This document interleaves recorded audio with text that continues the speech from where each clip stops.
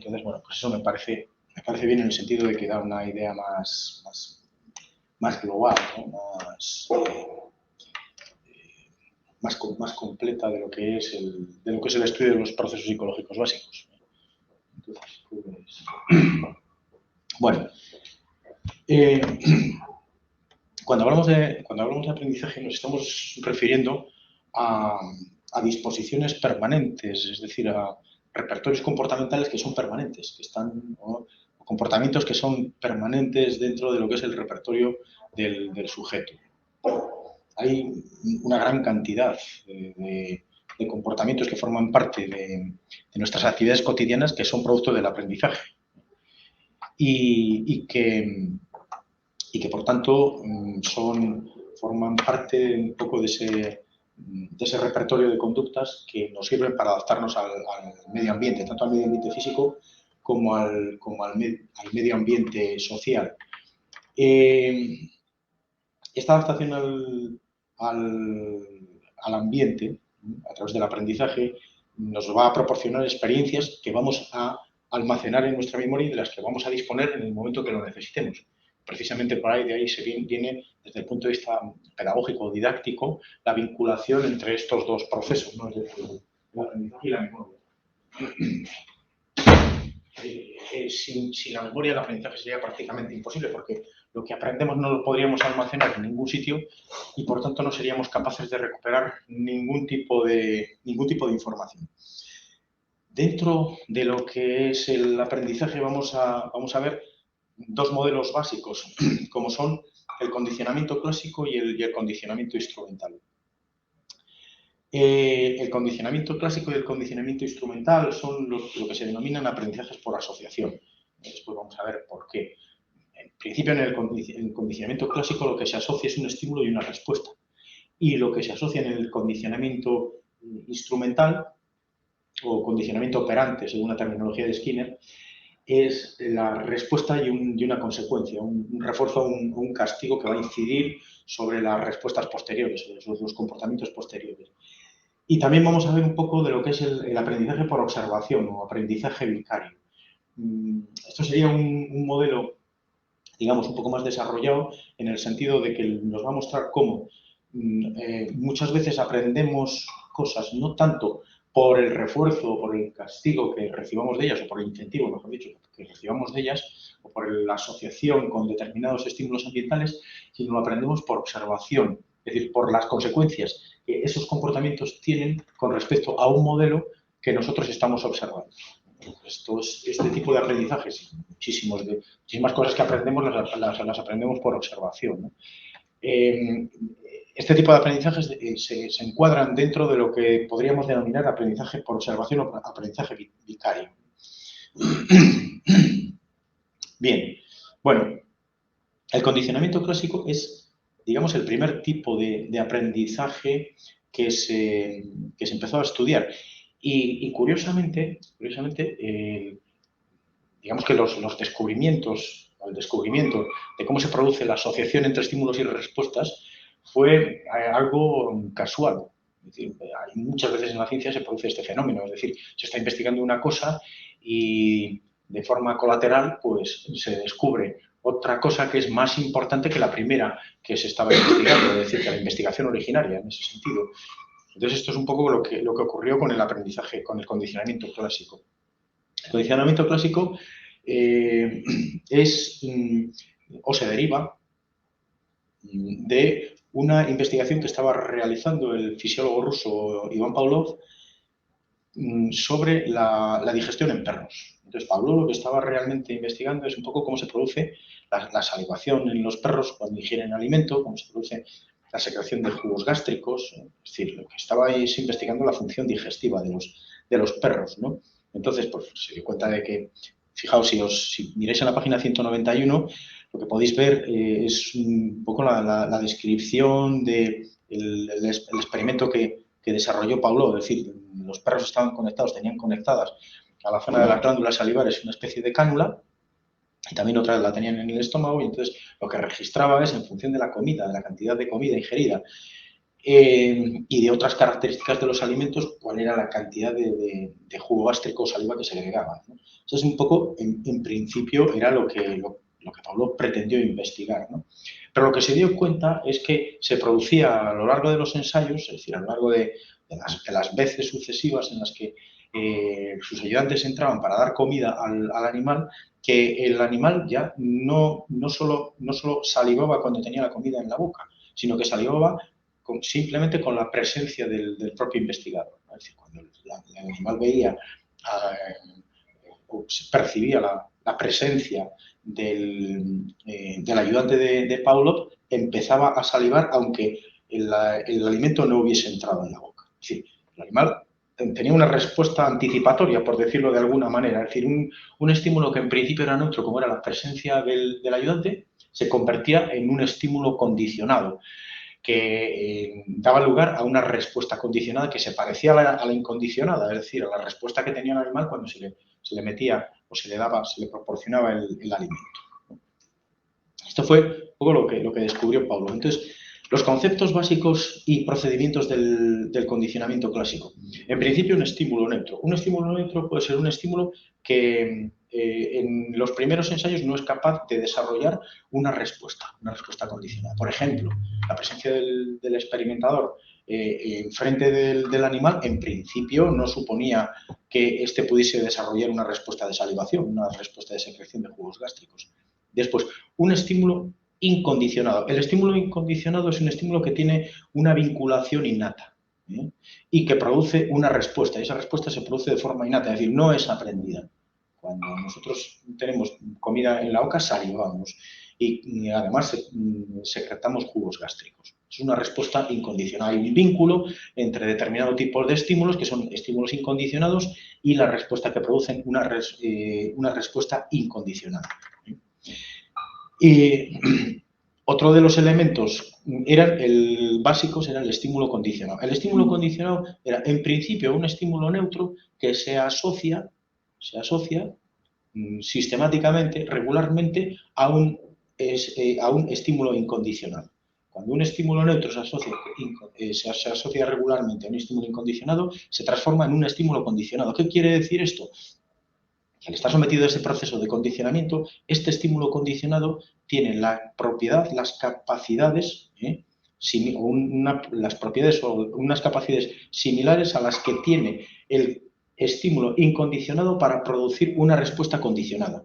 La respuesta condicionada es muy parecida a la respuesta incondicionada. No es igual porque tiene una serie de componentes emocionales también, no es igual, pero es similar, similar en intensidad, es similar en magnitud. Entonces, antes el protocolo experimental era el siguiente. Antes del condicionamiento, por ejemplo, una vez que de forma más o menos accidental Pablo se dio cuenta de esto, resulta que lo que ensayó es con diferentes tipos de estímulos. Bueno, pues si la presencia del experimentador es un estímulo o del ayudante es un estímulo, vamos a comprobar si, por ejemplo, la presencia de luces o la presencia de sonidos, una campana que anuncie que el animal va a recibir próximamente comida, en principio la campana, cuando suena la campana, no es capaz de provocar una respuesta incondicional, una respuesta de salivación.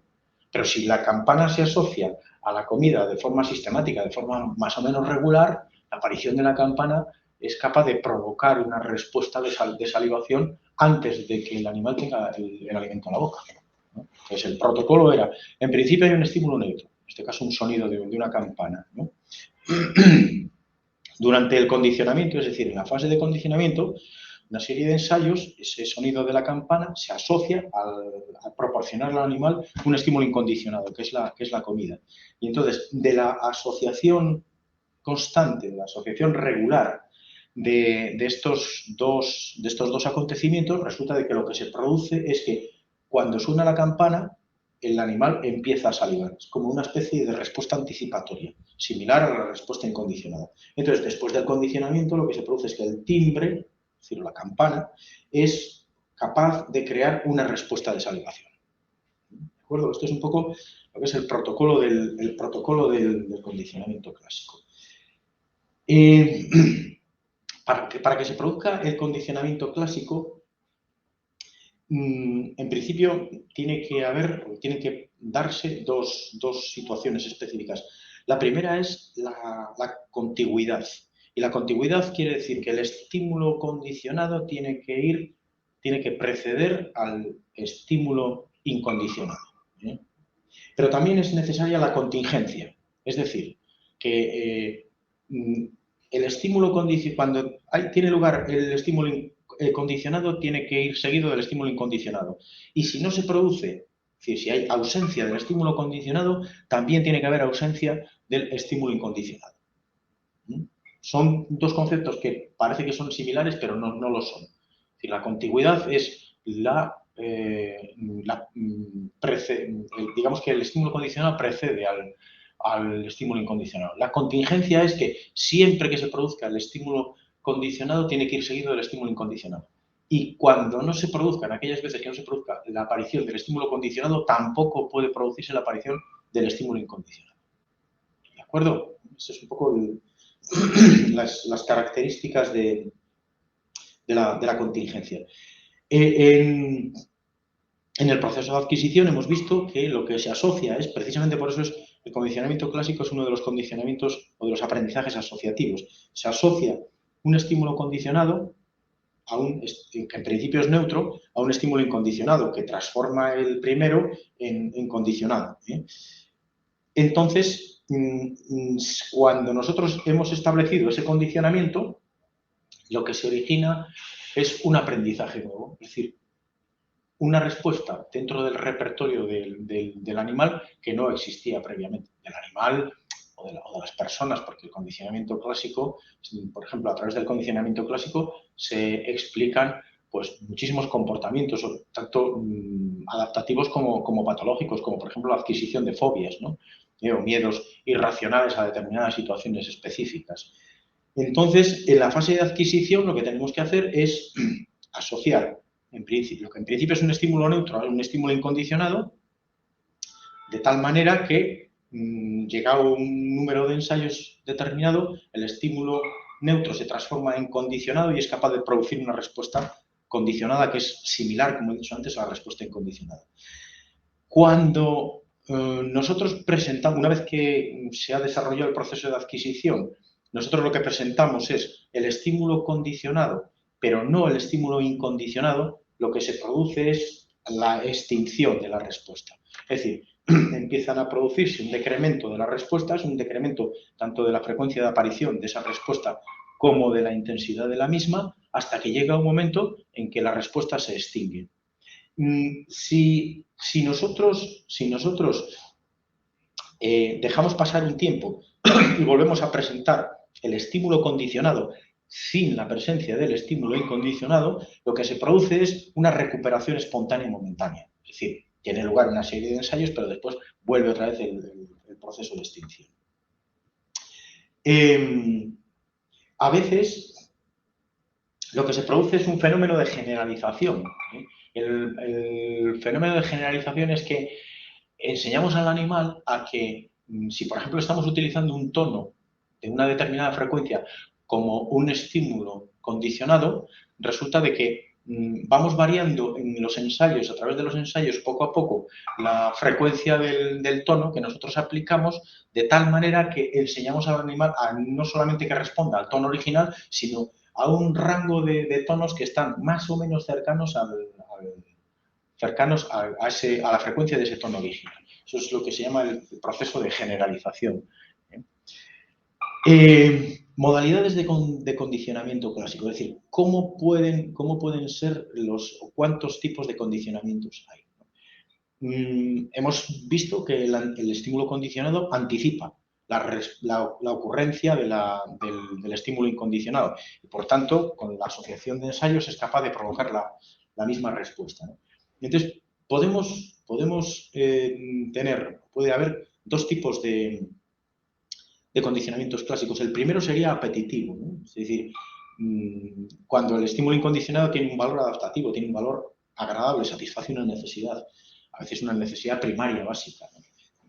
Y hay otro tipo de condicionamiento que sería el condicionamiento aversivo. Es decir, si el estímulo condicionado lo que señala es la aparición próxima de un estímulo incondicionado de tipo aversivo, como por ejemplo puede ser una descarga eléctrica, entonces el animal también aprende a reaccionar en forma evitativa con la aparición del estímulo condicionado.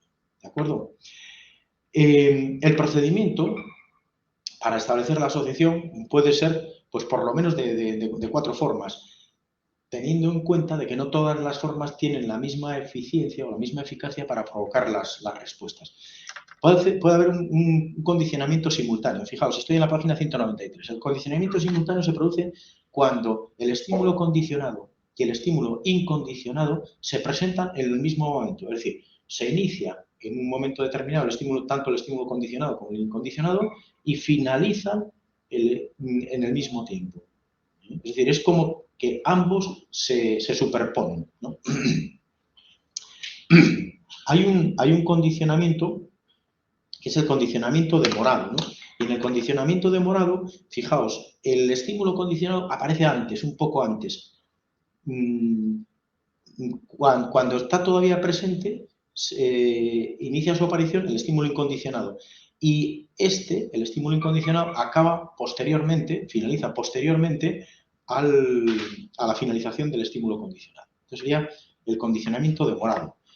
El condicionamiento de huella es parecido al anterior, nada más que los periodos de tiempo de inicio y finalización de ambos estímulos no se solapan, como muestra la tercera figura, no se solapan. Y hay otro tipo que sería el condicionamiento retroactivo. El condicionamiento retroactivo es que el estímulo incondicionado aparece antes del estímulo condicionado. Y una vez que ha finalizado el estímulo incondicionado, se inicia el estímulo condicionado. ¿Todos estos procedimientos son igualmente efectivos? No. El procedimiento más efectivo es el condicionamiento demorado. Es el condicionamiento demorado. El condicionamiento retroactivo prácticamente no produce ningún tipo de condicionamiento, porque fijaos, el estímulo condicionado, una de las características que tiene es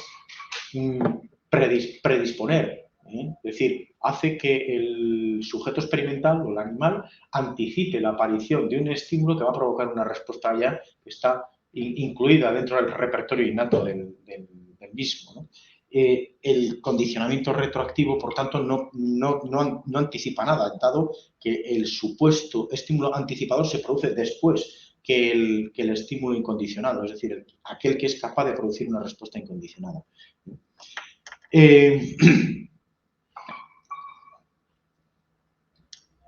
La presencia del estímulo condicionado en el condicionamiento clásico inhibitorio, así como en el condicionamiento clásico excitatorio, el estímulo condicionado predice la aparición de un estímulo incondicionado que puede ser positivo o negativo. Hay un condicionamiento clásico inhibitorio. El condicionamiento clásico inhibitorio quiere decir que la presencia de un determinado estímulo anticipa la ausencia de otro estímulo. O sea, si en el excitatorio el estímulo condicionado anticipaba la presencia de algo, de un estímulo incondicionado, en el inhibitorio anticipa la ausencia de ese estímulo. ¿Cómo se lleva a cabo esto? Bueno, pues el condicionamiento inhibitorio, los procedimientos estándares, se alternan las presentaciones de un estímulo A, timbre, seguido de un estímulo comida, con la presencia de dos estímulos. A es el timbre y B es la luz, simultáneamente y no seguidos del estímulo condicionado. Estoy en la página 194 para que veáis la figura de cómo se producen estos. Entonces, el timbre es el que se convierte en un estímulo excitatorio y la luz en un estímulo inhibitorio. Entonces, en la primera fase se produce un ensayo con el timbre, pero no se produce la aparición de la luz. Y el estímulo incondicionado pues puede ser, por ejemplo, común. En los ensayos, esto en el ensayo tipo B, en el ensayo tipo A, en el ensayo tipo B, es decir, para que el estímulo luz tenga carácter inhibitorio, se produce la aparición del sonido y la aparición de la luz, pero no la aparición del estímulo incondicionado, que puede ser comida. Entonces, cuando se presenta posteriormente la luz sola, resulta de que el sujeto no da la respuesta de salivación. El sujeto experimental, los perros, por ejemplo, no dan la respuesta de salivación. Es decir, es un procedimiento en el que se combinan dos tipos de estímulos. Uno va a ser excitatorio y otro va a ser inhibitorio. ¿De acuerdo? Y la inhibición diferencial, bueno, pues es parecida, ¿no? Bueno, condicionamiento clásico y conducta desadaptada. Hay determinadas patologías que están asociadas a acontecimientos traumáticos, ¿no? Por ejemplo, hay cuadros de estrés postraumático que se pueden producir porque los sujetos están expuestos a determinadas situaciones que ponen en riesgo, ponen en peligro su integridad física, incluso su vida, ¿no? Por ejemplo, pensad en situaciones de violación, por ejemplo. La situación de violación para una mujer es un suceso extraordinariamente traumático, ¿no? Pero ya no es solamente la violación en sí, sino que la violación en sí, es decir, el hecho, se produce en un contexto determinado, con unos actores determinados, de tal forma que todo ese tipo de indicadores, todo ese tipo de señales, son estímulos que en principio eran neutros, pero que se condicionan, se asocian a una determinada respuesta emocional intensa. De tal forma que hay muchas mujeres que, por ejemplo, después pueden tener las mismas respuestas de miedo, las mismas respuestas emocionales intensas ante la presencia de cierto tipo de señales. Pues, por ejemplo, señales características del sitio donde se desarrolló la violación, tuvo a cabo la violación, o ante la presencia de determinados hombres que tengan las características que ella reconoció en sus violadores, por ejemplo. Es decir, que en ese sentido, el condicionamiento clásico explica cómo se pueden producir por asociación respuestas emocionales intensas ante la presencia de estímulos aversivos, fundamentalmente, que están presentes en una situación que ha resultado traumática para la víctima en ese aspecto, ¿no? En ese sentido, ¿no? A veces se pensaba que cualquier tipo, una fase en la investigación sobre el condicionamiento clásico aplicado a la conducta psicopatológica o a las conductas alteradas o desadaptativas, como por ejemplo aquellas que entran a formar parte de las fobias, de lo que se conoce como fobias o miedos irracionales. Entonces se pensaba que cualquier estímulo, que en principio es neutro, si se asociaba a ciertos estímulos incondicionados que producían un miedo intenso, por ejemplo, podían dar lugar a una respuesta fóbica. Seligman lo que demostró es que eso no era así. Es decir, que no todos los estímulos que en principio son neutros y que se asocian a estímulos condicionados, que son incondicionados, que son capaces de producir una respuesta incondicionada, son apropiados para producir por asociación, por repetición, esas respuestas incondicionadas alteradas. Entonces, lo que desarrolló es un poco lo que es la teoría de la preparación, ¿no? Otro de los aspectos asociados con el condicionamiento clásico y que no se producen sin la mediación de un aprendizaje, es decir, que son procesos que dan lugar a determinadas capacidades que entran a formar parte del repertorio comportamental del sujeto, pero que no se pueden considerar como aprendizajes, ¿no? Son lo que se denominan es la habituación y la sensibilización. La habituación se produce cuando estamos expuestos a determinados tipos de estímulos de manera repetida, y llega un momento que esa repetición, ese prolongarse en el tiempo, la aparición del estímulo, deja de tener una carga informativa para el sujeto y, por tanto, el sujeto deja de responder a lo mismo. Os pongo un ejemplo.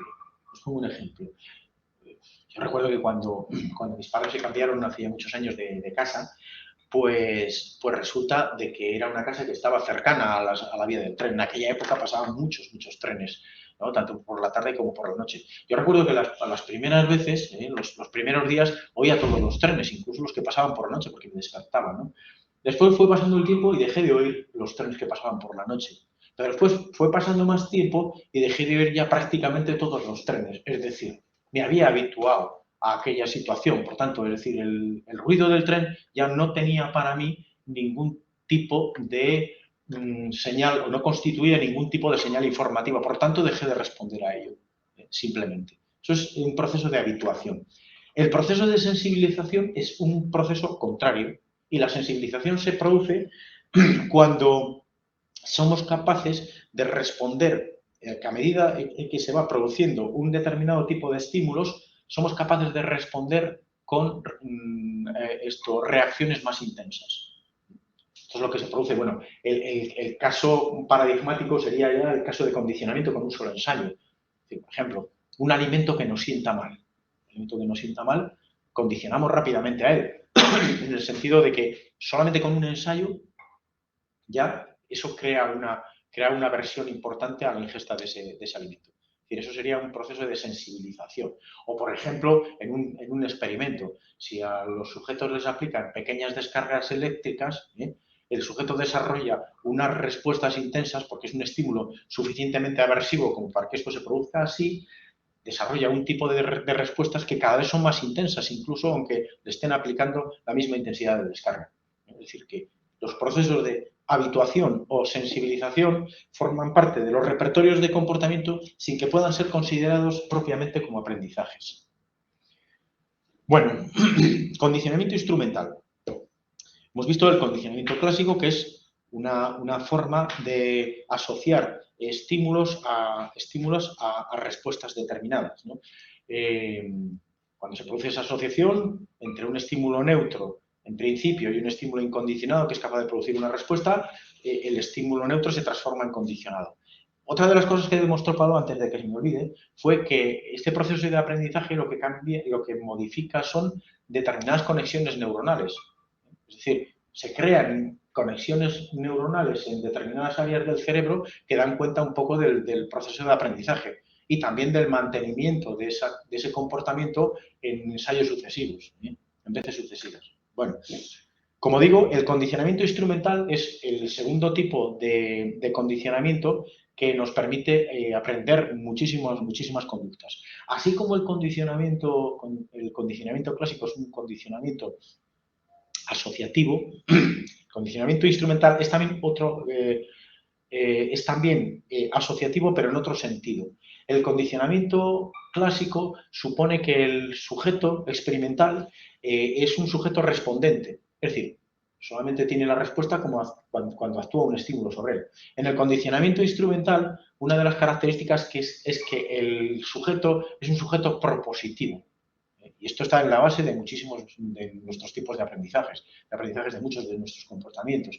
Por ejemplo, nosotros buscamos el refuerzo. Ahora en las redes sociales nosotros publicamos algo y lo que estamos buscando es un poco que haya un reconocimiento social a través de los likes que nos permitan repetir esa especie de procedimiento o búsqueda del refuerzo que constituyen los likes, ¿no? Entonces, en ese sentido, el condicionamiento instrumental es un condicionamiento propositivo, en contraposición al condicionamiento clásico, que es un condicionamiento reactivo. Bueno, en el condicionamiento instrumental lo que se asocia es un comportamiento, una conducta con una respuesta, con una consecuencia determinada.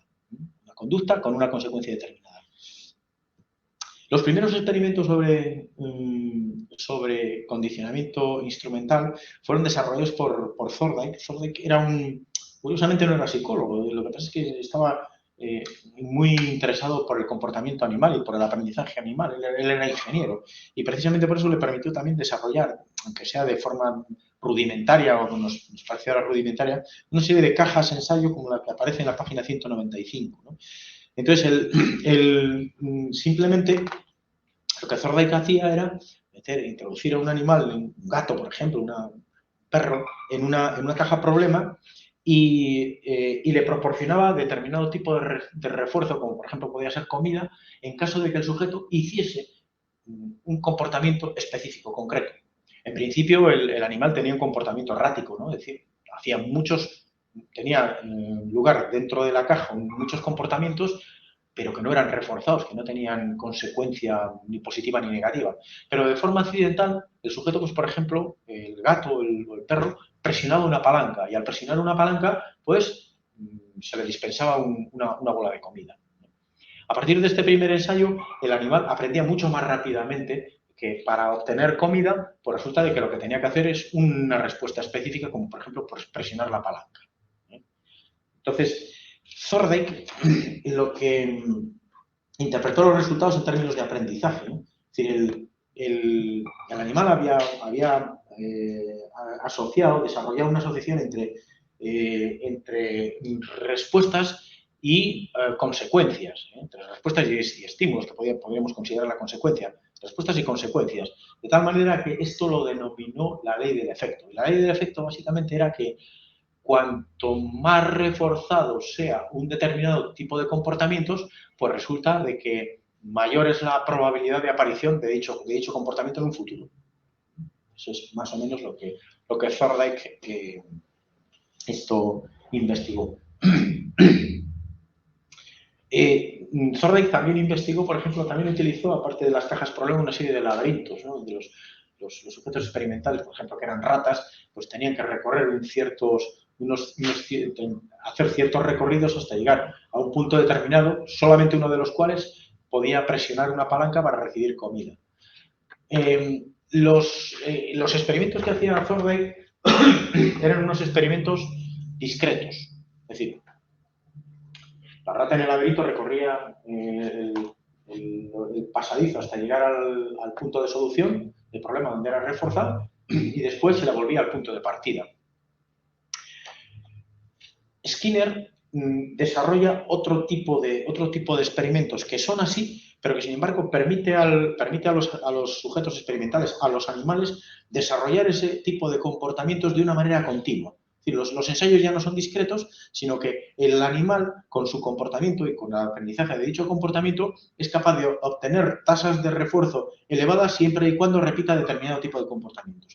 Esto, que es el condicionamiento instrumental, el condicionamiento instrumental, era una reproducción mucho más exacta de lo que ocurría en el ambiente natural, donde el animal o cualquier tipo de ser buscamos refuerzos de una forma propositiva y obtenemos mayor tasa de refuerzo muchas veces cuanto más desarrollemos ese tipo de comportamientos. Es decir, que en ese sentido lo que propició el nuevo diseño experimental de Skinner fue respuestas voluntarias e intencionadas. El animal tenía un cierto interés, es decir, desarrollaba comportamientos operantes, operaba sobre el ambiente para obtener un cierto tipo de refuerzos, ¿no? Dentro de los dispositivos había ciertos elementos que eran básicos para que se produjese ese tipo de aprendizaje. El primero era el reforzador. El reforzador y el reforzamiento era el proceso que se llevaba a cabo con el desarrollo de cierto tipo de comportamientos. Entonces, el reforzamiento era la aplicación de un reforzador cuando el animal desarrollaba un cierto tipo de conductas o de comportamientos. Skinner distinguió entre reforzadores primarios y reforzadores secundarios. Los reforzadores primarios eran todos aquellos reforzadores que estaban vinculados a determinados elementos innatos, como por ejemplo comida, bebida. Es decir, el valor motivacional era precisamente satisfacer determinadas necesidades innatas del reforzador. Pero también había reforzadores secundarios. Los reforzadores secundarios eran aquellos que estaban asociados repetidamente a reforzadores primarios. Por ejemplo, un reforzador secundario típico en el aprendizaje humano es el dinero. El dinero no satisface por sí mismo ningún tipo de necesidad, pero como está asociado a la compra de bienes y servicios, pues resulta de que se convierte en un potente reforzador de comportamientos. Bueno, el segundo elemento era la respuesta instrumental u operante, es decir, aquel tipo de comportamientos que desarrollaba el animal para obtener un reforzador y, por tanto, satisfacer esa necesidad. podía producirse un estímulo discriminativo. Y el estímulo discriminativo era una señal que proporcionaba información al animal sobre la disponibilidad del reforzador. Es decir, pues por ejemplo, imaginaos que en la caja problema se encendían dos tipos de luces. Cuando estaban encendidos dos tipos de luces. Cuando estaba encendida la verde, el animal podía realizar el comportamiento para obtener el reforzador. Pero sin embargo, cuando estaba encendida la roja, el animal, aunque presionase la palanca, no recibía reforzador. Entonces, la luz, el tipo de luz que utilizaba era un estímulo discriminativo, o discriminante. Bueno, y el fenómeno era de discriminación.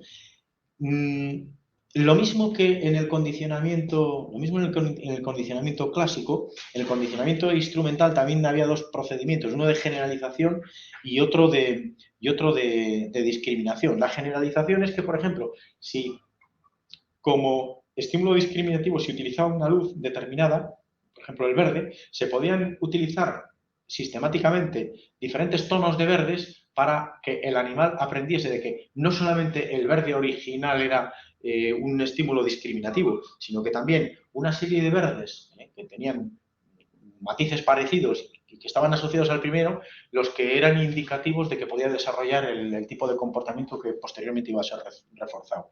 Y el fenómeno opuesto era la discriminación, es decir, enseñar al animal que solamente un tipo de verde producía digamos, la anticipación de que podía desarrollar ese comportamiento y que dicho comportamiento iba a estar reforzado. O sea, son fenómenos, son, digamos, mecanismos, mejor dicho, que forman parte del procedimiento de adquisición de comportamientos o de reforzados o de aprendizaje instrumental. Las modalidades del condicionamiento instrumental, en principio, el valor motivacional del reforzador y el efecto que causa la respuesta sobre el estímulo reforzante. En base a estos dos elementos se pueden formar cuatro tipos de modalidades de condicionamiento. La primera sería el refuerzo positivo. El refuerzo positivo es cuando a la realización de un determinado tipo de respuestas, el animal, ante la realización de un determinado tipo de respuestas, el animal obtiene un refuerzo que satisface una necesidad. Por ejemplo, un niño que está jugando, un niño que después de hacer los deberes se le proporciona como refuerzo el poder jugar con la videoconsola. O al animal que presionando una palanca se le proporciona alimento. Eso sería el refuerzo positivo, que sería un poco como la recompensa por desarrollar un determinado tipo de conductas. El refuerzo negativo sería retirar, el refuerzo negativo sería la retirada de una sensación negativa cuando se desarrolla un tipo de conductas. Pues, por ejemplo, nosotros salimos a la calle y hace frío y nos ponemos una prenda de abrigo. Entonces, cada vez que salimos a la calle nos ponemos y hace frío o calor, nos ponemos o nos quitamos una prenda de abrigo, de tal manera que ese comportamiento es reforzable. ¿Por qué? Porque disminuye la sensación de malestar. Nosotros nos duele la cabeza y nos tomamos una aspirina. Es decir, cada vez que nos duele la cabeza nos tomamos una aspirina porque la aspirina, otro tipo de analgésico, disminuye la sensación de malestar que nosotros experimentamos. Refuerzo positivo y refuerzo negativo. Es decir, ¿es refuerzo por qué? Ambos. ¿Por qué? Porque incrementa la probabilidad de aparición de las conductas que van seguidas. Y después existe un castigo positivo. El castigo positivo es la aplicación de una consecuencia negativa de tal manera que hace disminuir la probabilidad de aparición de ese comportamiento. Por ejemplo, llegas tarde al puesto de trabajo, tienes una sanción. Entonces, disminuye la probabilidad de que llegues tarde. Y lo mismo que existe un refuerzo negativo, también existe un castigo negativo. Y el castigo negativo supone la retirada de un reforzador cuando se desarrolla un cierto tipo de conductas. Por ejemplo, al niño que tiene un comportamiento disruptivo, se le quita la videoconsola y se le coloca durante un cierto tiempo en un sitio donde no tiene acceso a reforzadores. Entonces, esa consecuencia tiene como efecto el disminuir la probabilidad de aparición de esa conducta. ¿De acuerdo? Entonces hay refuerzo positivo, refuerzo negativo, que incrementa la tasa de aparición de las conductas a las que da lugar, castigo positivo, castigo negativo, que disminuye la probabilidad o la tasa de aparición de las respuestas a que dan lugar.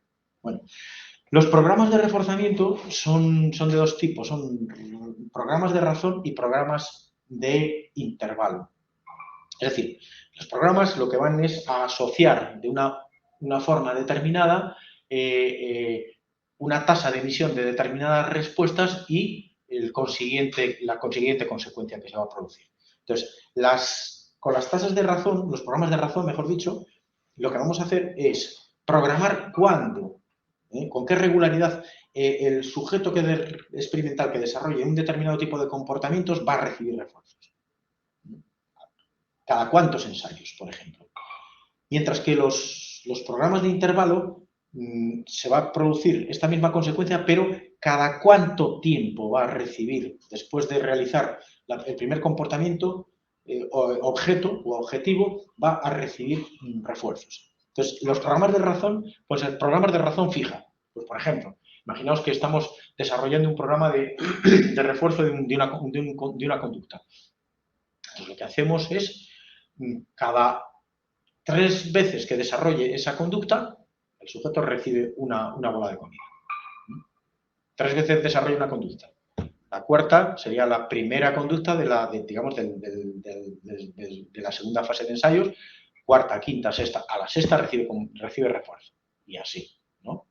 Los programas de razón variable, el sujeto va a recibir refuerzo cuando lleve a cabo un número de respuestas aleatorias. Por ejemplo, en el primer ensayo, a la segunda respuesta le reforzamos, pero en el segundo bloque de ensayos le reforzamos a la cuarta y en el tercer bloque de ensayos le reforzamos a la primera. Es decir, el sujeto experimental no sabe cuántos ensayos tiene que realizar para recibir el refuerzo. Programa de razón fija y programa de razón variable. Los programas de intervalo, lo mismo, pueden ser de intervalo fijo o de intervalo variable. El programa de intervalo fijo significa que nosotros vamos a reforzar al animal cuando haya realizado la primera respuesta objetivo y después de pasado 20 segundos. El segundo bloque, una vez que haya realizado el comportamiento objetivo, 20 segundos después, le reforzamos y así. En el programa de intervalo variable, pues varía el tiempo en el cual reforzamos al animal o al sujeto experimental. Estos serían un poco los 4 tipos de programas de refuerzos, ¿no? Cuando nosotros, en un momento determinado, el animal realiza el comportamiento objetivo, que ya estaba establecido dentro de su repertorio, y realiza el comportamiento objetivo, pero ese comportamiento no va seguido de un refuerzo, pues lo que estamos provocando con repetidos ensayos es una extinción del comportamiento. Vamos a extinguir el comportamiento. Lo mismo que en el condicionamiento clásico, la extinción se producía cuando, una vez instaurado el condicionamiento, presentábamos el estímulo condicionado de forma repetida, pero sin aparición posterior del estímulo incondicionado. Aquí, cuando el animal desarrolla el comportamiento objetivo por el cual ha sido reforzado en ensayos anteriores, pero no va seguido de un refuerzo, al final el animal deja de responder, mejor dicho. Si pasa un tiempo y volvemos a someterle al mismo experimento, al principio responde, pero después, es decir, se produce una recuperación espontánea, pero después, si ese comportamiento no es reforzado, deja de responder. ¿De acuerdo? Esto sería un poco lo que es el proceso de extinción, ¿no? La magnitud y el número de refuerzos recibidos y la consistencia de su administración demuestra un poco la intensidad en la cual se produce la asociación entre respuestas y consecuencias, ¿no? Por ejemplo, la magnitud y número de refuerzos. Pues cuanto mayor es el refuerzo de adquisición, mayor es más difícil de extinguir. más difícil distinguir ese comportamiento. Por ejemplo, la demora del refuerzo. No afecta a la extinción si durante la fase de adquisición se ha demorado el refuerzo de forma constante. Y la consistencia del refuerzo. Por ejemplo, aquellos programas que hemos utilizado de refuerzo variable, es decir, refuerzo variable me refiero a situaciones en las cuales no todos los comportamientos han sido, no todas las veces que se produce el comportamiento objetivo es reforzado, sino solamente se produce algunas veces. Bueno, pues estos programas dan lugar a situaciones de extinción mucho más resistentes. Es un poco lo que ocurre con las ludopatías, por ejemplo. Es decir, la gente que es adicta al juego resulta de que está metiendo, por ejemplo, en la máquina, ¿no? Y está depositando sistemáticamente monedas. Por la mayor parte de los ensayos, de las veces que mete una moneda en la máquina, no es reforzado ese comportamiento. Pero con que sea una cada cierto tiempo, eso ya produce una consistencia en la respuesta que es muy refractaria a la extinción. Es decir, cuesta mucho extinguir ese tipo de comportamientos. ¿De acuerdo? Bien, entonces, también en ese sentido, los refuerzos parciales, los programas de refuerzo parcial, son más resistentes a la extinción que lo que son los programas de refuerzo continuo. Es decir, si te refuerzan sistemáticamente todas las veces que tú desarrolles el comportamiento o cada un cierto número de respuestas, aunque no sea regular. Condicionamiento instrumental y conducta desadaptada.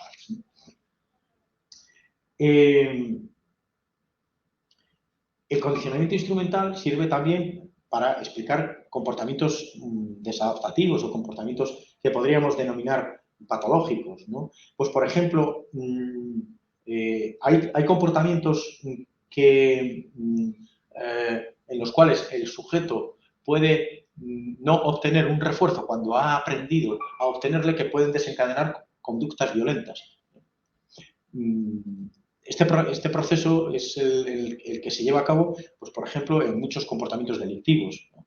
Sujetos que delinquen porque están acostumbrados a obtener determinados refuerzos de una forma más o menos consistente, y cuando no lo obtienen, digamos que son escasamente tolerantes a la frustración, y esa frustración desencadena comportamientos agresivos. Muchas veces, por ejemplo, se produce este tipo de situaciones, es decir, situaciones en las cuales las expectativas no se cumplen de determinado tipo de sujetos, y esa frustración por el no cumplimiento de las expectativas da lugar a comportamientos agresivos. Es decir, expectativas sobre el refuerzo que tendrían que obtener en determinados momentos y circunstancias, y cuando eso no se cumple, como digo, eso deriva en comportamientos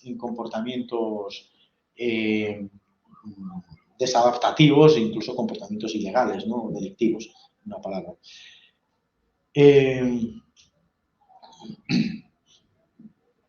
Bueno, el aprendizaje por observación. Habíamos dicho que los dos aprendizajes que hemos visto hasta ahora eran aprendizajes asociativos, y estos aprendizajes asociativos fueron desarrollados en las primeras fases de desarrollo del conductismo, que es una modalidad, un paradigma de explicación del comportamiento que está basado en la observación de determinadas variables que son observables. Es decir, precisamente por eso se centran en los estímulos, se centran en las respuestas y se centran en las consecuencias.